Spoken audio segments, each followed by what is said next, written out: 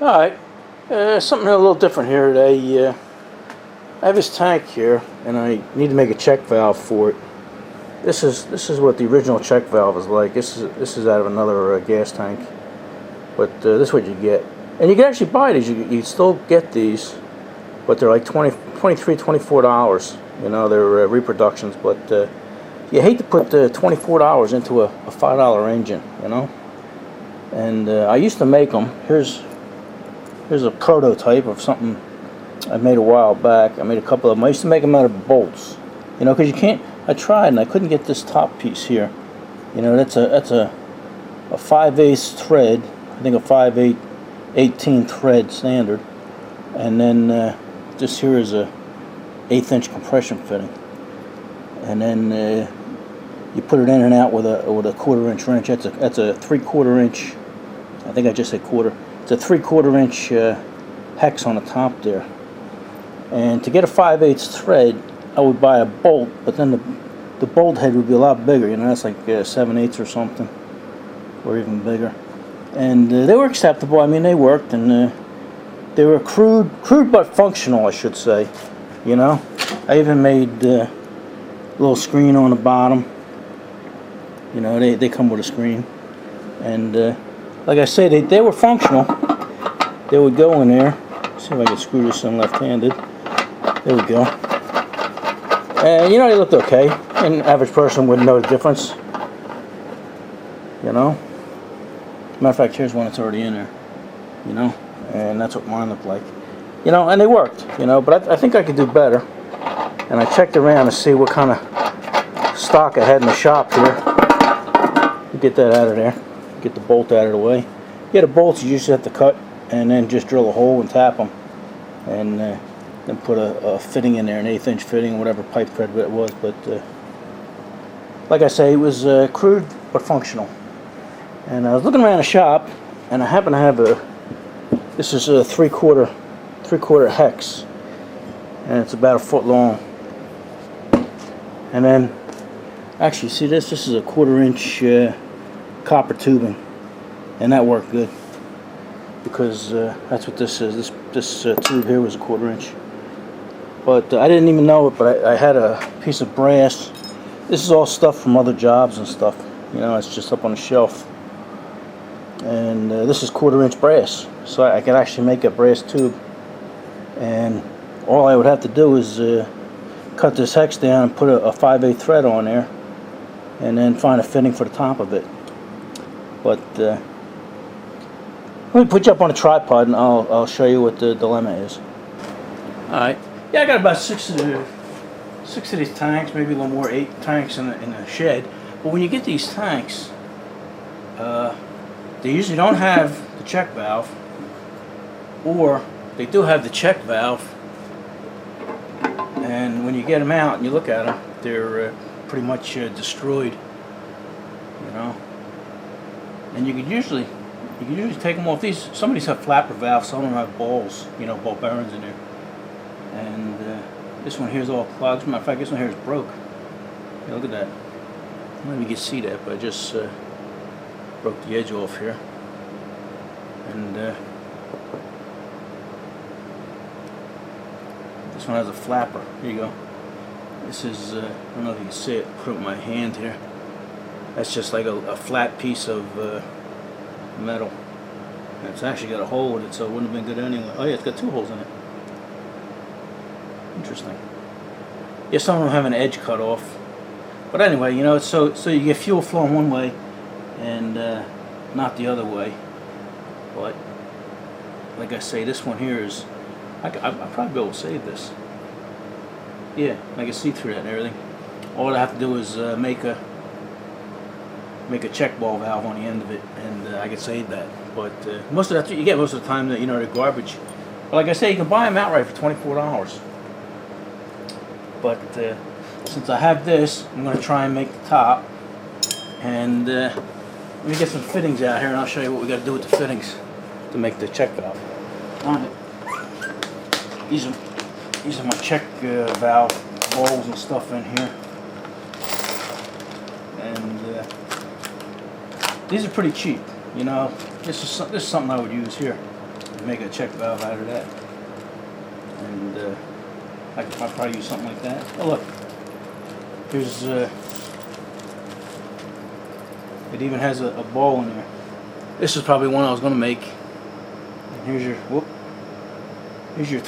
your quarter-inch tubing. And what was nice with the tubing, I don't know if you can see it, you just put little slits on the end, 4 little slits. I don't know how well you can see that. And then you got the ball bearing, and that way, you know, if the ball bearing got sucked up and bottomed out against your tube, the fuel would go around it, and you would have to do that. But this here is I don't know what size that is. That might be 3/16. Yeah, that looks like 3/16 tubing and 1/8 inch pipe. No, that's a 1/4 inch pipe thread. I'm not sure. But anyway, it doesn't matter what size you have. You know, as long as it fits inside your hole and it'll fit inside the hole.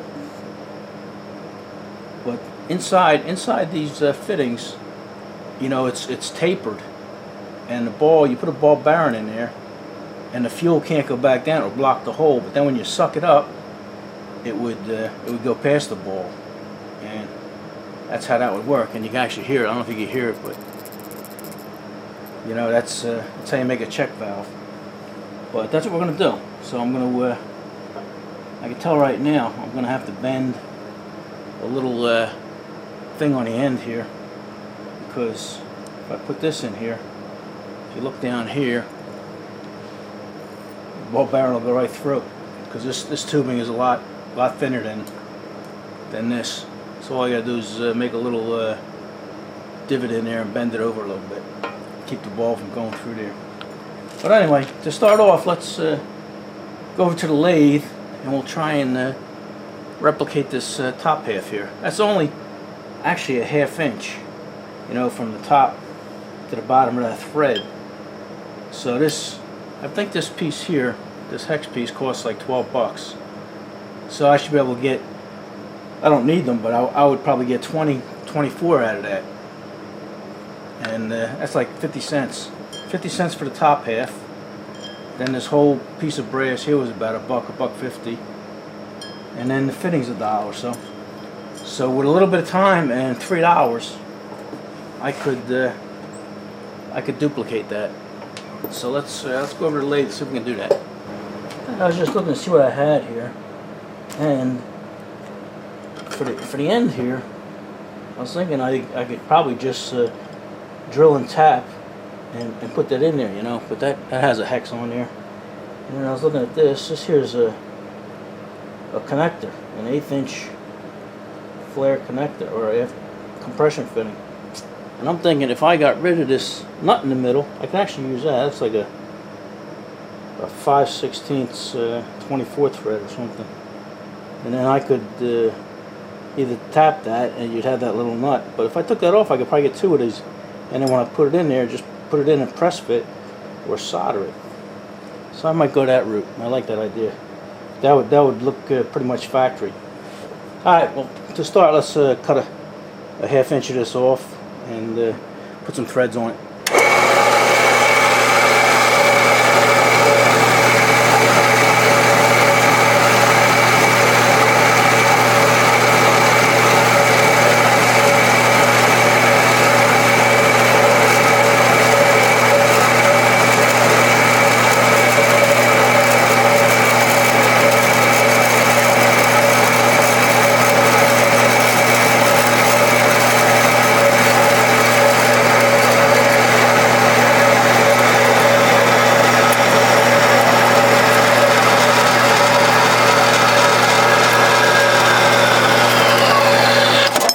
Alright, we're just about there, maybe a couple more passes.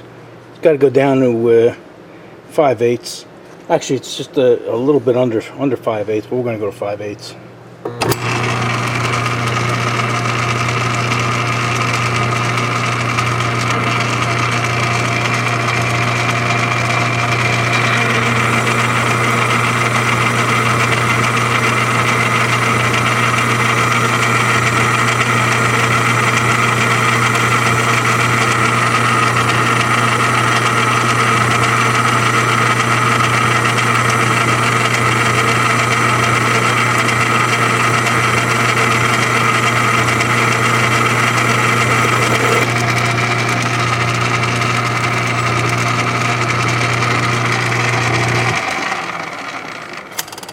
Sorry about that.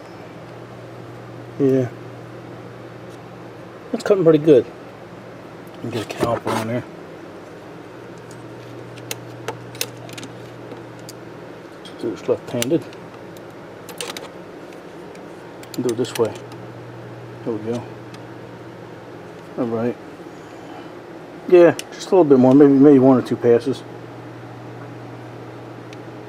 Alright, yeah, we got it down to 5/8 now. I got you guys over here because I'm going to need a little room, so you might not be able to see. Put a little tap magic on here first. There we go. A little too much, but too much is better than not enough. Alright, I'm going to have to get in the way here for a second. That's going to square it up for us. Tighten this up. They're still there.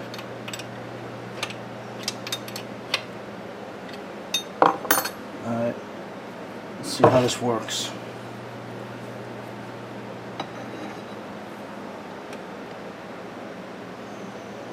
Okay.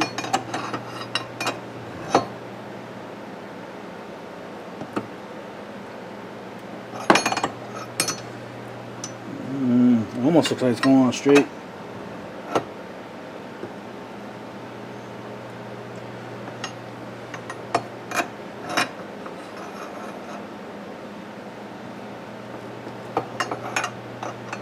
Alright. I'm going to shut you guys off because I'm going to take it slow. Okay.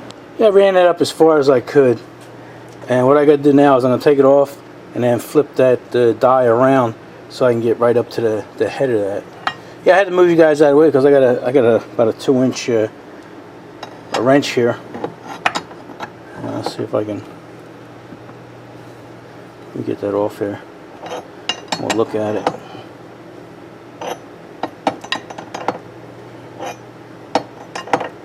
Yeah, by turning it around, putting it on this way has a taper, and you turn it around, the other side's flat. So.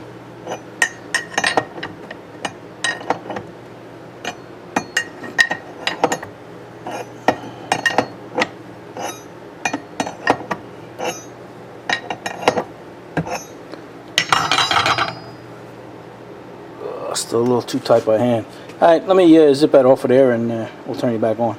Okay, it's loose enough now that I can take it off by hand.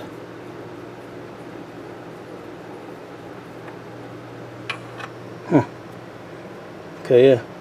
Yeah, it's pretty good. You see the threads only go up to here, and I gotta make them go up to that there. So let me clean this all up and then flip this around, and I might even take it out. Well, you know what? I might drill a 1/4-inch hole in there and then finish it all up, and then I'll finish the threads up in the vise. Alright, sounds good. Alright, yeah, that came out good. I like that. Actually, what I did is I took that 1/8-inch coupler and cut the nut off in the middle, and then made 2. I got 2 nipples, I guess you call them. What I'm gonna do is I'm gonna put it back in the lathe, and I don't know if you can see that, but there you go. But I gotta take off about 1/8 of an inch because I want to make that a little thinner, and then finish off the top. Right now that's just sitting in there, and there's plenty of threads.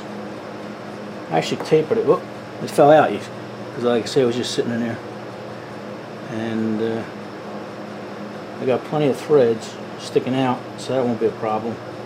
And then I can just put that in there and solder it in place.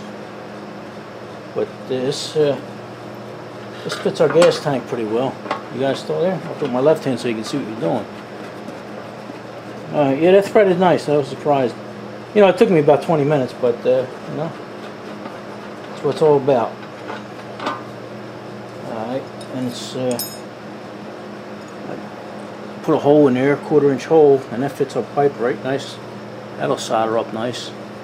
So let me go put this in a lathe, and I'll face that off and bring it down about it looks like about 1/4 inch.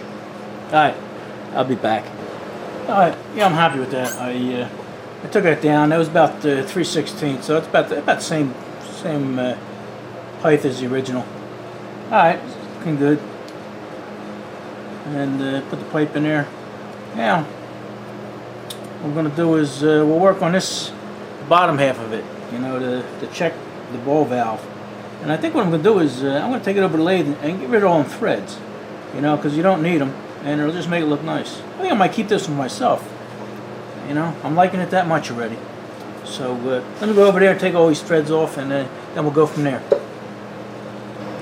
Alright, yeah, that came out okay. All I did was take the threads off it and clean it up a little, and it looks good. So now what I'm going to do is we'll measure this tube. It only has to go in a little bit like that, and it has to be about 2 1/8. You know, it's 2 inches right to that gasket, and then that gasket, it's actually a pretty thick gasket. It's almost 1/8 of an inch.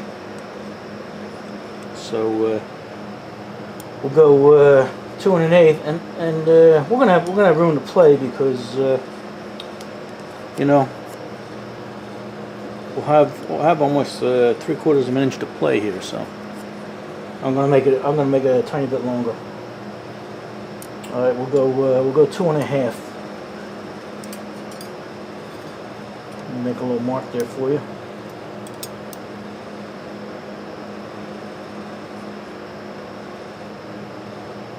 Actually, yeah, maybe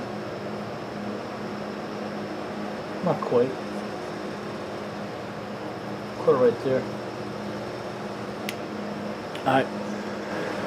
Actually, I cut it shorter because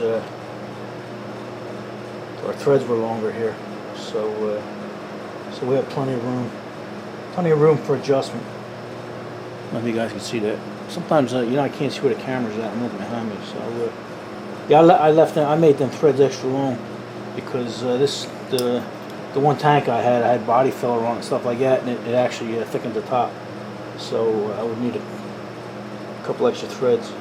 All right, now what I'm going to do is I'm going to put a couple slits in the bottom here and bend tabs over so our ball bearing won't fit in that hole anymore.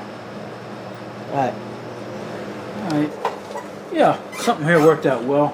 You know, when you cut tubes with these tube cutters, it actually pulls the thing in there, you know, the tube in. So it worked out. I don't know if you can see that, but our ball won't go up there no more. So what we have to do is make little slits in there. So if the ball ever did get up that far, it could go around it, and the fuel could go past it.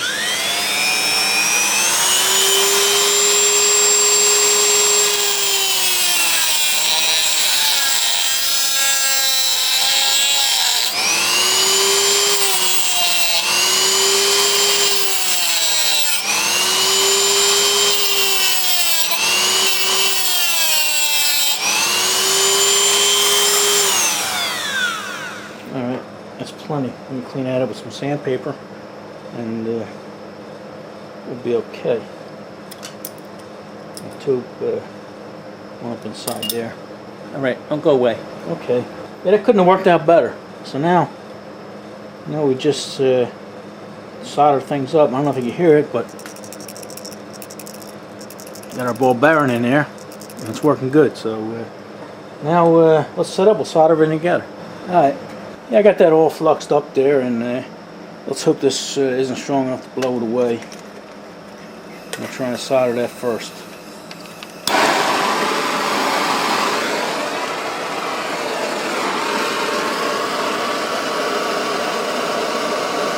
Yeah, it's moving.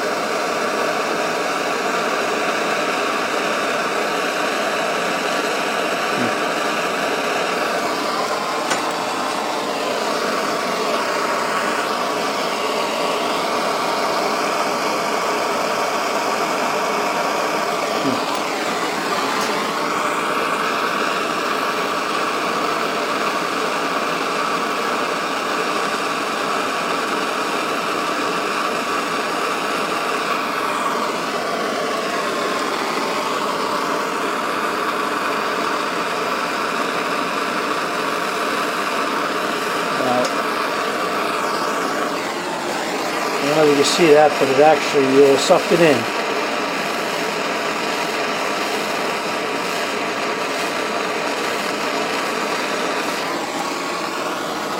Alright, I'm happy with that. I can clean that up on the wire wheel. Alright, we finished soldering it up, and I like the way it turned out. Yeah, I had trouble with the first solder because I think that big vise was acting like a heat sink, so I actually suspended this up and reheated it, and it worked out pretty good. Even though it was okay before, but I just want to make sure. Then the bottom soldered that with no problem and all this. And I don't know if you can see it, but let's see if I can put the whole light on here. But I got a screen in there too. What I did was, here's a tiny little screen. See it here? And what I did is, well, you know what? Let me put it up. Let me put you on the tripod, and we'll show you how I put it in there. All right. Yeah, what I did with the screen, the filter screen, I just cut a little round circle of it. You know, I got rolls of this stuff. It'll last me till I die. And I just cut a circle and put it. Where you at? In frame here? Okay. Yeah. I just put it on top there. What I was I was going to solder it and then, you know, heat it on there, but it probably would have filled up the screen and everything. And then anytime this got clogged, you would have had to unsolder it. But then I just took a drill bit and shoved it down there till it bottomed out, you know. And that'll stay there. There ain't no way that's going to come out. It's holding itself in. So that worked out better than I thought. And let's see how this fits here. There you go. You also get a gasket that goes on there, but I don't have one readily available. And you see, you can't really. Let me get the other tank here. You can't really. Oh, let me back you guys up. Ay, ay, ay. Wrong way. There we go. Yeah, you can't really tell which one's factory and which one's not, you know. Even the profiles, you know, they look good. So I'm happy with that. And your gas line will go on there with no problem. So we're happy with that. Matter of fact, I was going to put that on an engine that I was going to sell, but I think I'm going to keep that one. This one's a keeper. And that's it. You know, I mean, you can adapt that to fit any engine, any modification. But I don't know if you can hear that, but you can hear the ball going in and out up there. So I'd call that a success. I hope you enjoyed that. All right. Enough of this. So there you go. If you're in a hurry, you can buy one of these for like $24–25 and you're done with it. Or you can play around with materials you have laying around and make one for $3. And that was, to me, that was fun. So there you go.